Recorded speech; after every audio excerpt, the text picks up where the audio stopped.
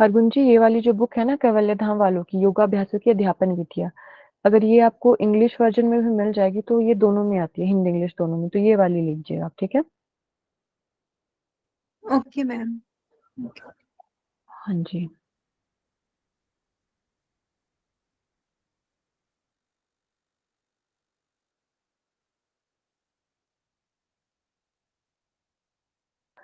सभी का स्वागत है आज की क्लास में। तो शुरू करते हैं आज की क्लास। आज हम पढ़ने वाले हैं चैप्टर 6 योग में अध्यापन साधन तथा इसका महत्व। जो हमारे टीचिंग एड्स होते हैं, क्योंकि योग के बारे में पढ़ना है हमें, तो योग के बारे में है जो जितने भी योग के लिए अध्यापन साधन होंगे तथा उसका जो महत्व है वो हमें इसमें पढ़ना है चैप्टर 6 में। तो सबसे पहले है श्री कमीनियस।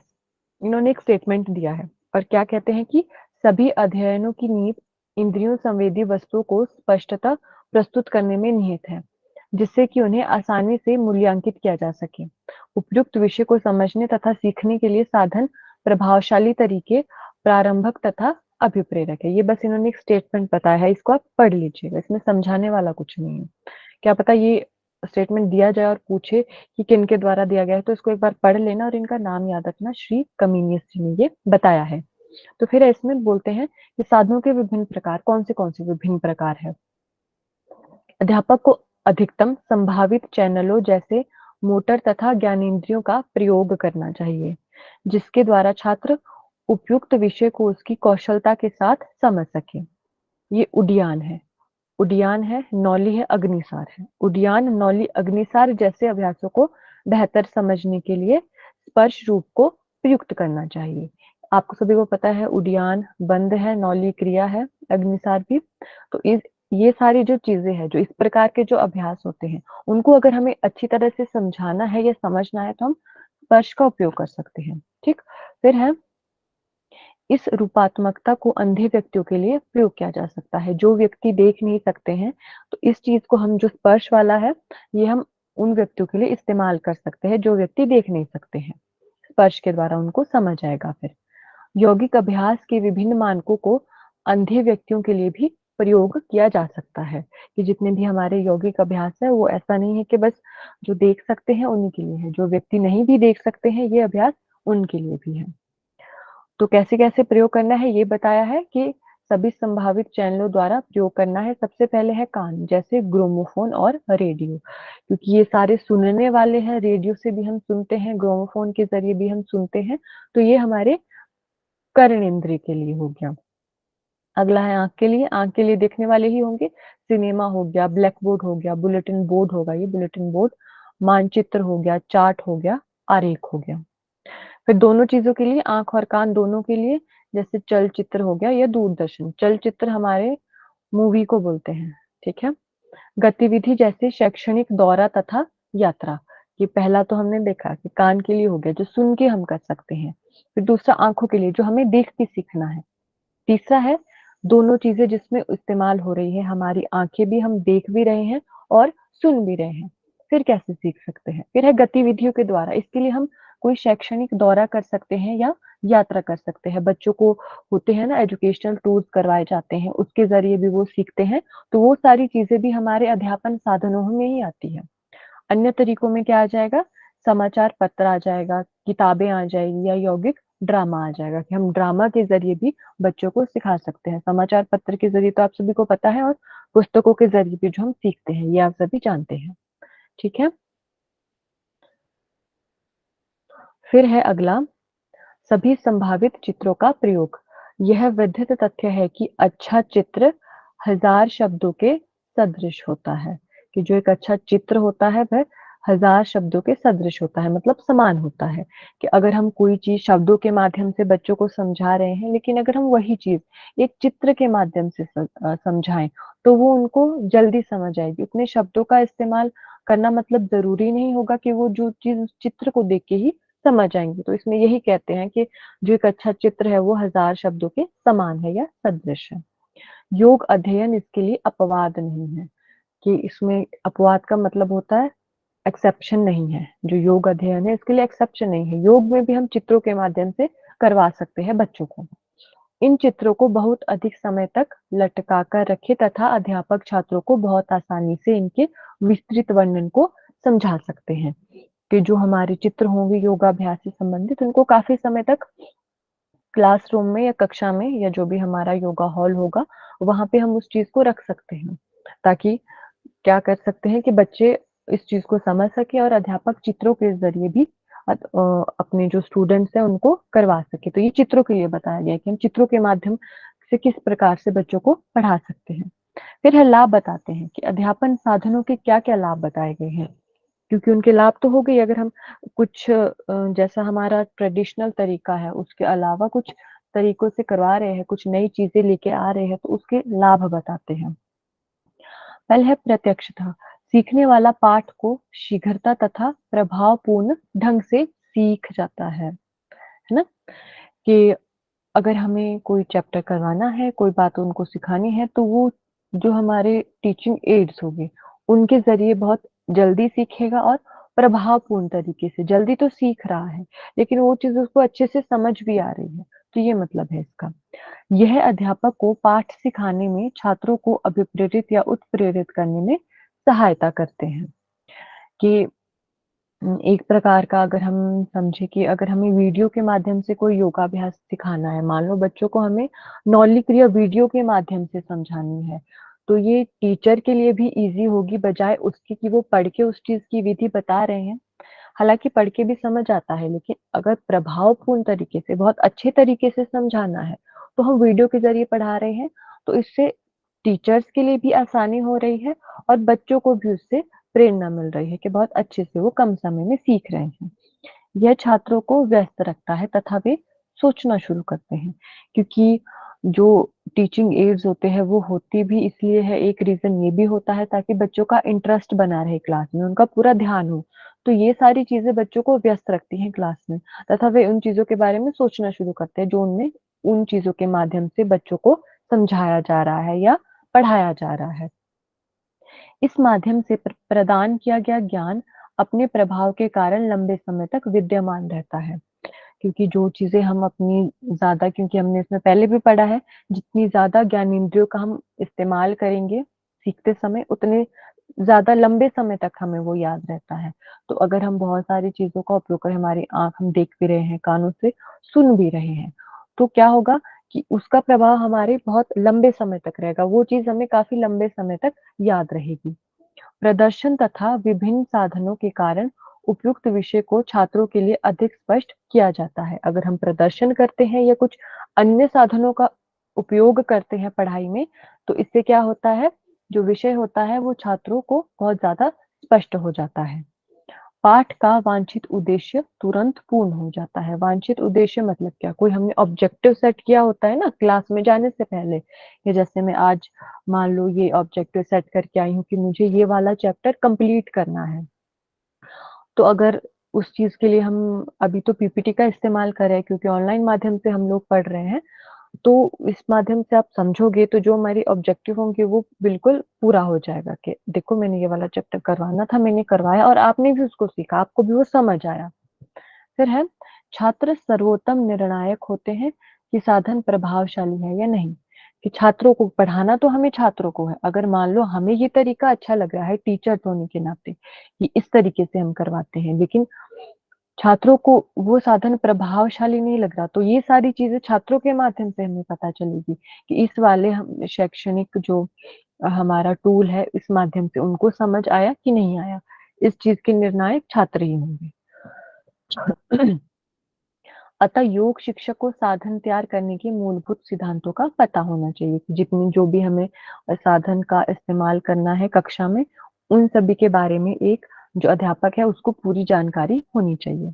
तो ये हो गए अध्यापन साधनों के लाभ। चित्रों के बारे में हमने इसमें पढ़ा कि चित्रों का क्या प्रयोग होता है। उसके बाद पढ़ा कि जो हमारे अध्यापन साधन होते हैं, उसका क्या लाभ होता है कक्षा में, टीचर के लिए भी और स्टूडेंट के लिए भी, दोनों के लिए होता है। टीचर के लिए पढ़ाना आसान हो जाता है और जो एक छात्र होता है उसके लिए समझना आसान होता है, वो उस चीज़ को कम समय में समझकर ज़्यादा लंबे समय तक याद रखते हैं। फिर है अध्यापन साधनों को चयन करने के सिद्धांत तथा उनके प्रारंभिक चरण। कि हमें कैसे चूज़ करना है, कैसे हमें चयन करना है अध्यापन साधनों का और उसके स्टेप्स क्या होंगे, मतलब शुरू-शुरू के जो चरण होंगे वो क्या होंगे, उसके प्रारंभिक चरण। तो क्या है, सबसे पहला है अध्यापक को अति सावधानी पूर्वक अध्यापन साधनों का चयन करना चाहिए तथा उससे सुपरिचित होना चाहिए। देखो, सबसे पहले तो है सावधानी पूर्वक हमें चयन करना है कि उम, इसका इस तरह से समझेंगे, जो चीज़ हमें करवानी है उससे रिलेटेड ही हमें साधन का चयन करना है। ऐसा नहीं है हमें एक चीज़ करवानी है, हम दूसरी चीज़ का साधन लेके पहुँच गए, तो वो थोड़ा सही नहीं बैठेगा उस चीज़ के लिए। और अगला क्या है कि हमने साधन तो सही चयन कर लिया, साधन का सही चूज़ कर लिया कि हमें इस माध्यम से पढ़ाना है। मान लो हमें चार्ट के माध्यम से करवाना है बच्चों को, ठीक है? लेकिन उस चीज़ से वो सुपरिचित भी होना चाहिए। उस चार्ट में जो दिया गया है, वो टीचर को सब पता होना चाहिए। या अगर हम बात करें, जैसे अभी हम पढ़ते हैं पीपीटी के माध्यम से पढ़ा रहे हैं, तो हमें कैसे मार्कर का इस्तेमाल करना है, कैसे ये सारी चीज़ें करनी है, तो ये सारी चीज़ें पता होनी चाहिए। मतलब जो भी साधन करें, पहले तो सावधानीपूर्वक उसका चयन करो, दूसरा है उसके बारे में पूरी जानकारी रखो। फिर है अध्यापन साधनों का प्रयोग करने में नवीनता होनी चाहिए तथा यह सजीव होना चाहिए। इसका मतलब ये है कि नवीनता का मतलब है कि अ, अपडेट होती रहती है चीज़ें, जितने भी हमारे टीचिंग एड्स होते हैं, टीचिंग टूल्स भी हम इनको कह सकते हैं, वो सारे अपडेट होते रहते हैं। तो जो हमारी नई तकनीक होती है, वो सारी चीज़ें उसमें होनी चाहिए अध्यापन साधन में, ठीक? कक्षा में साधनों का अधिक प्रयोग को टालना चाहिए, कि अधिक प्रयोग को टालना कहा गया है यहाँ पे। टालना चाहिए, प्रयोग करने या प्रस्तुत करने से पूर्व साधनों को तैयार करना चाहिए और उनकी विधिवत जाँच भी होनी चाहिए। कि देखो, ऐसा नहीं है कि हम बहुत ही ज़्यादा, मतलब ऐसा नहीं, एक तो लिमिट होती है ना किसी चीज़ की, हम एक लिमिट में उपयोग करेंगे तो वो सही रहता है, लेकिन अगर हमें बहुत ज़्यादा उपयोग करना है तो वो थोड़ा उस चीज़ को हमें टालना चाहिए क्लास में। और अगर हमें प्रस्तुत करना है, मान लो वीडियो प्रेज़ेंटेशन के ज़रिए आपको समझाना है, तो उसकी पहले जाँच करनी चाहिए कि वीडियो सही चल रही है, कुछ प्रॉब्लम तो नहीं आ रही है, तो उसकी क्लास से पहले जाँच करनी है, क्लास के बीच में नहीं। कोई प्रॉब्लम आएगी तो बिल्कुल वो पूरी क्लास प्रभावित होगी उस चीज़ से, उस चीज़ का हमें पहले जाँच करना है क्लास से पहले। उन्हें तब प्रयोग करना चाहिए जब छात्र उन्हें ग्रहण करने के लिए तैयार हो, ठीक है? तो इसका ऐसे समझ सकते हैं कि आपका मान लो आज पहला दिन है कक्षा में, आप बिल्कुल नए छात्र हैं, योग में, है ना? तो हम आज ही आपको बिल्कुल ही पहले ही वीडियो बताने लग जाए, कुछ थोड़ी जो कठिन क्रियाएँ होती है, नॉली समझ लीजिए। मान लो हम नॉली क्रिया की आपको वीडियो बताने लग जाए कि देखो ऐसा है, वैसा नहीं। तो आप उस चीज़ के लिए अभी तैयार नहीं हो, उस चीज़ को ग्रहण करने के लिए। पहले आप उसके बाद में पढ़ोगे, पहले थोड़ा शुरुआत में पढ़ोगे, फिर उसके बाद थोड़ा एडवांस लेवल में पढ़ोगे, तो वो सारी चीज़ें होनी चाहिए। उस चीज़ का टीचर को ध्यान रखना है कि हमें तभी प्रयोग करना है जब छात्र तैयार है उस चीज़ को ग्रहण करने के लिए। इनका सामयिक प्रयोग करना चाहिए तथा तकनीकी रूप से उत्कृष्ट होने चाहिए और उन्हें क्रमबद्ध रूप से प्रस्तुत करना चाहिए कि जो इनका हमें इस्तेमाल करना है वो बिल्कुल सामयिक प्रयोग करना है उनका, तकनीकी मतलब टेक्निकली बिल्कुल सही होनी चाहिए वो सारी चीज़ें और क्रमबद्ध रूप में, मतलब एक सीक्वेंस में इनका प्रेज़ेंटेशन करना है हमें। ऐसा नहीं है लास्ट वाली चीज़ पहले बता रहे हैं, पहले वाली बीच में बता रहे हैं, बीच वाली लास्ट में बता रहे हैं, ऐसे नहीं होना चाहिए। बिल्कुल एक क्रमबद्ध रूप में प्रस्तुत करना है हमें। फिर है अंत में चर्चा की जानी चाहिए कि साधन के द्वारा छात्रों ने क्या समझा है। अगर आज हमने कोई नए टूल से आपको करवाया, तो हमें आपसे भी पूछना पड़ेगा कि आपने उस चीज़ से क्या समझा, ताकि हमें ये पता चले कि आपको उस चीज़ का फ़ायदा हो रहा है, आपको समझ आ रहा है जिसके लिए हमने वो साधन उपयोग किया है या नहीं समझ आ रहा है। तो ये सारी चीज़ें भी हमें लास्ट में देखनी है। उसके बाद कह रहे हैं कि इस पर अत्यधिक खर्च नहीं होना चाहिए, कि ऐसा नहीं हो बहुत ज़्यादा हमें महँगा पड़ रहा है, बहुत ज़्यादा पैसे उस चीज़ के लिए लग रहे हैं, तो नहीं, क्योंकि बहुत सारे तरीके होते हैं पढ़ाने के, ऐसा नहीं हो कि बहुत ज़्यादा हमें उस पे खर्चा करना पड़े, ठीक है? ये हो गए हमारे अध्यापन साधनों को चयन करने के सिद्धांत क्या है तथा उनके चरण क्या है। अगला है हमारा अध्यापन में प्रयोग होने वाले विभिन्न साधन। तो जो-जो हमारे साधन उपयोग होते हैं अध्यापन में, वो बताए गए हैं यहाँ पे। पहला है अनेक, ये होगा ब्लैक बोर्ड होगा ये, ब्लैक बोर्ड होगा, ठीक है? या इसको समझ सकते हैं अनेक प्रकार के जो बोर्ड होते हैं, अनेक बोर्ड होगी, कॉमा होगा यहाँ पे, ब्लैक बोर्ड हो जाएगा, व्हाइट बोर्ड हो जाएगा, ये सारी चीज़ें। बुलेटिन बोर्ड होता है, ग्राफिक्स होते हैं, सचित्र पाठ्य पुस्तकें होती हैं, मैग्नेटिक बोर्ड, यौगिक मॉडल, ओवरहेड प्रोजेक्टर हो गए, पोस्टर्स हो गए जो दीवार पे लगाते हैं, चार्ट्स हो गए, योग की तस्वीरें हो गई, टेप रिकॉर्डर हो गया, ग्रामोफोन हो गया, लाउड स्पीकर हो गया, टीवी हो गया वीडियो के जरिए, और सीडी सीडी के जरिए, ठीक है, एलसीडी इत्यादि। ये सारी जो चीजें दी गई है ये आप सभी इससे परिचित ही होंगे, मुझे ऐसा लगता है। तो ये सारी चीजें बस नाम बताए गए हैं कि कौन से साधन हो सकते हैं पढ़ाने के, उनके नाम बताए हैं बस, ठीक है। विषय को सीखने तथा समझने के लिए ये साधन प्रभावशाली तरीके, प्रारंभक तथा अभिप्रेरक होते हैं। अध्यापक को अधिकतम संभावित चैनलों का प्रयोग करना चाहिए जिससे कि छात्र विषय को समझ सके। कि जो ये सारी चीजें दी गई है ये किसी भी विषय को सीखने के लिए बहुत प्रभावशाली होते हैं, ठीक है। तो हमें क्या करना चाहिए, एक अध्यापक होने के नाते हमें इस चीज का ध्यान रखना चाहिए कि जो जो चीजें जरूरी है हमें उस चीज का इस्तेमाल करना चाहिए। अगर आपको चार्ट के माध्यम से समझाना है तो उसका भी हमें उपयोग करना है, हमें टीवी के माध्यम से करवाना है, ब्लैक बोर्ड के माध्यम से करवाना है, मतलब जो चीजें जरूरी है वो चीजें हमें करवानी है। ऐसे ही बहुत मतलब ऐसा नहीं है जो चीज जरूरी भी नहीं है उसी के जरिए हम पढ़ा रहे हैं, तो ऐसा नहीं होता है। जो चीज जिस चीज को विषय को पढ़ाने के लिए जरूरी लग रही है उन सभी चीजों का इस्तेमाल करना है, और इस प्रकार से भी करना है कि विषय को बच्चे समझ सकते, उनके लिए वो सर दर्द ना बन जाए कि हमने मान लो बहुत सारे टूल्स का एक साथ इस्तेमाल कर लिया और बच्चों के लिए वो खिचड़ी बन गई है तो उनको नहीं समझ आ रहा है। नहीं, हमारा एम तो यही है कि बच्चों को विषय समझ आना चाहिए। तो इस तरह से उन सारी चीजों का हमें इस्तेमाल करना है जितने भी हमारे अध्यापन साधन बताए गए हैं। फिर है इसमें, अध्यापक को कक्षा में नियमित रूप से अध्यापन साधनों का प्रयोग करना चाहिए, है ना, अध्यापन साधनों का प्रयोग करना चाहिए। कम से कम उन्हें ब्लैक बोर्ड के साथ स्टिक फिगर का प्रयोग करना चाहिए। इस माध्यम के द्वारा निर्मित प्रभाव लंबे समय तक विद्यमान रहता है। बस इसमें यही कह रहे हैं घुमा फिरा के वही बातें जो पहला है कि नियमित रूप से अध्यापन साधनों का प्रयोग करना है, जिससे क्योंकि क्यों करना है, क्योंकि बच्चों के मन में उस चीज का प्रभाव काफी लंबे समय तक रहेगा इस वजह से। फिर है, अध्यापन साधन अभिप्रेरक है परंतु वे अध्यापकों का स्थान नहीं ले सकते, है ना। ये तो बहुत सही बात है क्योंकि अध्यापक तो चाहिए, अभिप्रेरक होते हैं, हाँ वो उन साधनों के माध्यम से विषय को हम आसानी से समझ सकते हैं परंतु वो एक अध्यापक का स्थान तो नहीं ले सकते हैं, है ना। कक्षा की पूरी अवधि तक अध्यापन साधनों को प्रदर्शित रखना चाहिए कि जब तक हमारी कक्षा की अवधि पूरी नहीं हो जाती, मान लो 40 मिनट की क्लास है, 2 घंटे की क्लास है, तो जब तक वो अवधि पूरी ना हो जाए ना तब तक वो प्रदर्शित ही रखना चाहिए उन साधनों को। छात्रों का ध्यान केवल विषय की ओर ही दिया जाना चाहिए, कौशलों को बेहतर तरीके से सिखाया जाना चाहिए। हैंड्रेस क्या है, किसी ने कोई क्वेश्चन है? जी मैम, ये बोल रहे अध्यापन साधन अधिप्रेरक क्या है मैम? अभिप्रेरक। अभिप्रेरक का मतलब है कि वो उन चीजों से हमें सीखने के लिए प्रेरणा मिलती है, वो चीज है, ये दोनों के लिए है, टीचर्स के लिए भी है, क्योंकि टीचर्स कम समय में बहुत बड़े विषय को समझा सकते हैं साधनों के जरिए, तो इस तरह से टीचर्स के लिए अभिप्रेरक हो गए। बच्चों के लिए इस तरह से अभिप्रेरक है कि वो एक बहुत कठिन विषय को भी या बहुत कठिन टॉपिक को भी बहुत आसानी से समझ सकते हैं और उसको लंबे समय तक याद कर सकते हैं, ये है ये अभिप्रेरक, ठीक है। Thank you. हाँ जी। फिर है कि कौशलों को बेहतर तरीके से सिखाया जाना चाहिए, जितने भी हमारे कौशल है सभी को बेहतर तरीके से सिखाया जाना चाहिए। इससे क्या होता है कि अध्यापन अध्यापन का जो उद्देश्य है वो पूरा हो जाता है फिर। तो यहाँ पे कुछ हमें बताए गए हैं, ऑडियो विजुअल एड्स बताए गए हैं, जिसमें ऑडियो है जो बस सुनते हैं हम लोग, तो इसमें आप सभी जानते हैं रेडियो आ जाता है, टेप रिकॉर्डर हो गया, ग्रोमोफोन हो गया, ये पता नहीं क्या है, ये सारी चीजें तो ये आप पढ़ लीजिएगा एक बार, है ना।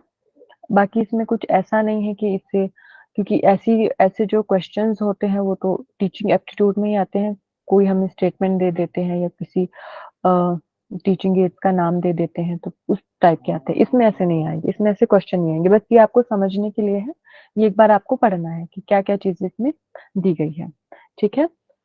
तो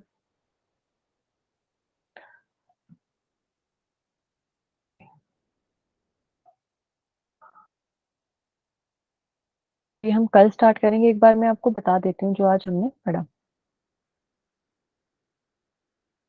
आज हमने 6 चैप्टर देखा, बहुत छोटा सा है कि जो हमारे अध्यापन साधन होते हैं योग में, उसके बारे में हमने देखा और उसका महत्व क्या होता है। तो विभिन्न प्रकार के हमने पढ़े कि जैसे कान से लेकर हो गए, जो सुनने वाले हो गए, रेडियो वगैरह होते हैं, देखने वाले हैं, सिनेमा है, दोनों चीजें हैं जिसमें हमें कान भी इस्तेमाल हो रहे हैं, आंखें भी हो रही है, तो इसमें चलचित्र आ जाते हैं, दूरदर्शन वगैरह, ठीक है।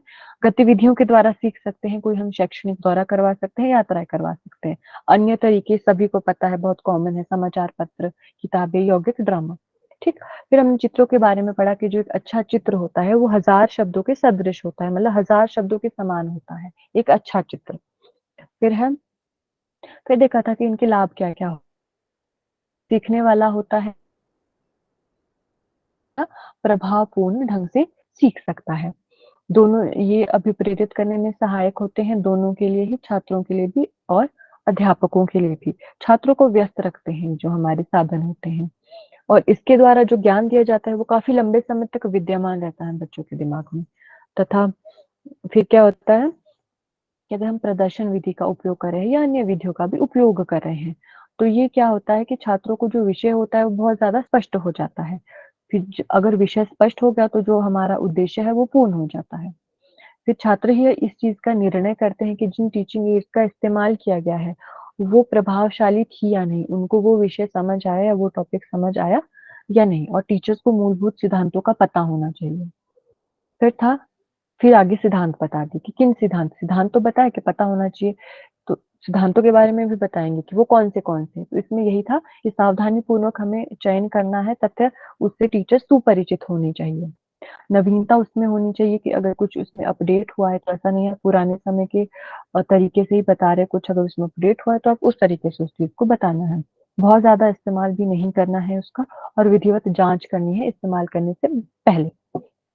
फिर है, इस्तेमाल कब करना है, जब छात्र उस चीज को ग्रहण करने के लिए तैयार होने चाहिए, है ना। तकनीकी रूप से उत्कृष्ट होनी चाहिए और हमें उसको सीक्वेंस में प्रस्तुत करना है, और अंत में पूछना भी है कि बच्चों को क्या समझाए, बहुत ज्यादा खर्च नहीं करना है उस चीज पे। ये हमने विभिन्न साधनों के नाम देखे थे। फिर लास्ट में हमने देखा कि यही उदाहरण था इसमें दिया गया कि जैसे ब्लैक बोर्ड के साथ हम स्टिक फिगर का उपयोग कर सकते हैं। एक इम्पॉर्टेंट पॉइंट इसमें बताया कि ये बेशक अभिप्रेरक होते हैं जितने भी हमारे अध्यापन साधन होते हैं, परंतु वे अध्यापकों का स्थान कभी नहीं ले सकते हैं, है ना। फिर हमने कुछ टीचिंग एड्स देखे, ऑडियो विजुअल एड्स हमने देखे, ऑडियो देखी, ऑडियो विजुअल देखे और विजुअल देखे, ठीक है। तो इस वाली क्लास से किसी को कोई डाउट है जो आज हमने पढ़ा? No ma'am. ठीक है, समझ आ गया मतलब सभी को। आज छोटा सा ही चैप्टर था, ज्यादा बड़ा नहीं था।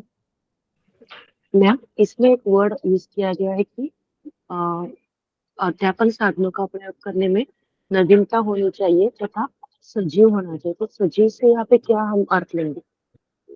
तो जीव से हम इसमें ऐसा अर्थ ले सकते हैं कि जैसे जितने भी हम, मान लो पहला नवीन तो आप समझिए कि अगर कुछ चीज उसमें अपडेट हुई है पहले, क्योंकि चीजें अपडेट होती रहती है, हमने पहले किसी साधन का उपयोग किया, जैसे पहले ब्लैक बोर्ड्स होते थे, तो अभी व्हाइट बोर्ड होने लगे हैं, ठीक है। पहले चौक से लिखते थे, अभी हम उसपे मार्कर से लिखते हैं, अलग अलग चीजें से पढ़ते हैं, वो तो हो गया हमारा, बिल्कुल उसमें नवीनीकरण होना चाहिए। सजीव का मतलब ऐसा है इसमें, सजीव ऐसा वाला सजीव नहीं है कि वो सांस लेता हो, ये वाली सारी मतलब चीजें नहीं, ऐसा नहीं होता है। मतलब ऐसा है कि वो जो चीज है, जिस चीज के लिए है, जिस चीज को समझाने के लिए हम उसका इस्तेमाल कर रहे हैं, उस चीज को वो बहुत अच्छी तरह से समझाए। ऐसा नहीं है कि बच्चों को उस चीज से समझना है, ये चीज है इसमें सजीव के लिए, ठीक है। Okay ma'am. हाँ जी, किसी और का कोई डाउट आज की क्लास से?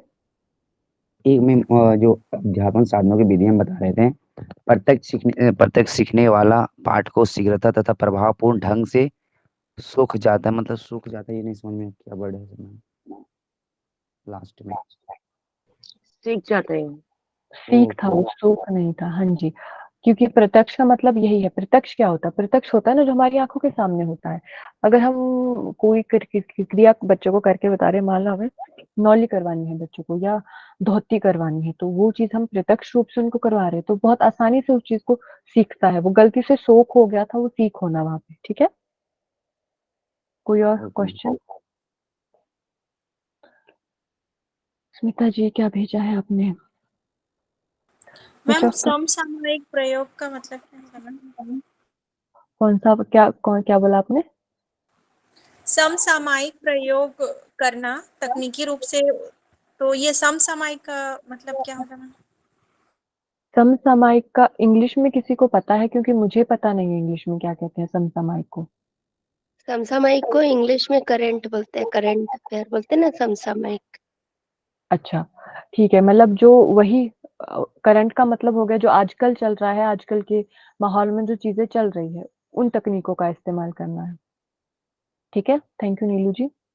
क्वेश्चन आया है, स्मिता जी ने क्वेश्चन भेजा है, which of the following comes before demonstration in yoga teaching?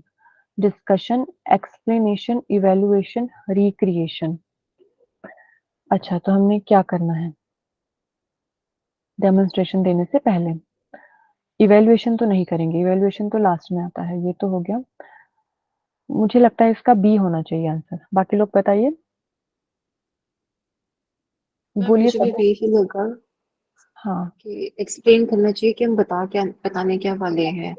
तो हाँ उसके ऊपर हो सकता है कि उसका एक्सप्लेन करेंगे कि हम ये वाला योगासन करवाएंगे तो उसको डेमोन्स्ट्रेट करेंगे। ऐसे ही तो हम करते हैं कि चलिए हम मयूरासन करते हैं तो वो डेमोन्स्ट्रेट करके दिखाते हैं। उसके बाद उसके ऊपर डिस्कस करते हैं ना कि मयूरासन क्या करता है, कैसे करता है, मतलब हाँ जी, उसके बेनिफिट्स। हाँ जी। स्मिता जी, आपको पता है इसका करेक्ट आंसर जो आपने क्वेश्चन भेजा है? नहीं ये मैम, होगा क्या? पूछा मैंने आपसे। अच्छा, मुझे तो बी लग रहा है, बी करेक्ट है। एक्सप्लेन करेंगे ना हम डेमोन्स्ट्रेट करने से पहले बच्चों को। एक दो क्वेश्चन है, मैं आपको बाद में पर्सनल में डालती हूँ मैं, फिर आप हम लोग डिस्कस करेंगे क्लास में। हाँ जी, ठीक है। आज की क्लास से कोई डाउट तो नहीं है? मैं नहीं तो रिकॉर्डिंग ऑफ कर रही हूँ, फिर कुछ डिस्कस करना था आप लोगों से, एक बार बता दीजिए। कुछ है तो मैं बता दूंगी अभी। नहीं, आज का तो क्लियर है। अच्छा, थैंक यू मैम। ठीक है।